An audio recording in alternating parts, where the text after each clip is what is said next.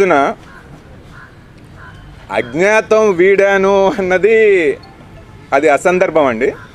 ఎందుకంటే నేను 4 సంవత్సరాల 10 నెలలుగా కూడా తెలుగుదేశం పార్టీకి 23 సీట్లు వచ్చినప్పుడు కూడా అవతల పక్క ఒక మినిస్టర్ కానివ్వండి, ఎంపీ కానివ్వండి, జిల్లా పరిషత్ చైర్పర్సన్ ఉన్నప్పుడు కానివ్వండి, నేను నా పోరాటం అనేది ఎప్పుడూ ఆపలేదు.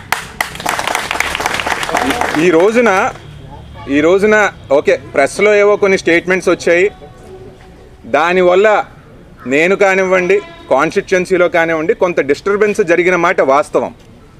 అయితే ఆ న్యూస్ అంతా వచ్చిన తర్వాత నియోజకవర్గంలో ఒక రకంగా నాకు సింపతి అనేది కూడా పెరిగింది. ఆ రకంగా ఏదో మంచి జరిగిందనే నేను అనుకుంటున్నాను. నేను ఒక విషయం పక్కగా చెప్తున్నాను. సిద్ధాంతపరంగా రాజకీయాలు చేసే వ్యక్తిని, రిజల్ట్స్ ఏ రకంగా ఉంటాయి దాన్ని బట్టి నేను అడుగులేద్దామని చెప్పి నేను ఎప్పుడూ కూడా అనుకోలేదు. ఈ రోజున చీపురుపల్లి నియోజకవర్గంలో ప్రతి సామాన్య కార్యకర్త దగ్గరికి కూడా వెళ్ళి ఒక 20 మందితోనో 200 మందితోనో చేసేది రాజకీయం కాదు, 2 లక్షల మంది దగ్గరికి వెళ్దాము, ప్రతి ఒక్కరి దగ్గరికి కూడా వెళ్ళి మనం రాజకీయం చేద్దామని 4 సంవత్సరాల 10 నెలలు కూడా నడవడం అనేది జరిగింది.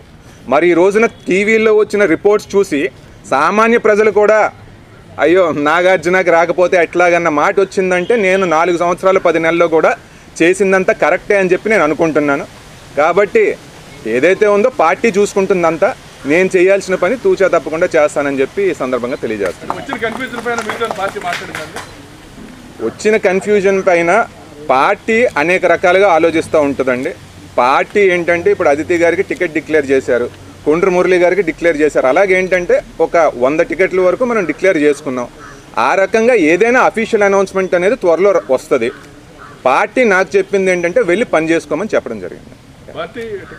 నేను ఆల్రెడీ ఇప్పుడే చెప్పానండి, నేను ప్రజల తరపున పోరాడి నా డ్యూటీస్ ఏవైతే ఉన్నాయో, నా రెస్పాన్సిబిలిటీస్ ఏవైతే ఉన్నాయో అవి నేను ఖచ్చితంగా నిర్వహిస్తాను. రిజల్ట్స్ ఏ రకంగా ఉంటాయి, పార్టీ ఏ రకంగా ఉంటుందనేది ఖచ్చితంగా అది పార్టీ యొక్క ఆలోచన విధానాల మీద ఉంటుంది. నాకు నమ్మకం ఉంది టికెట్ మాకే వస్తుందని.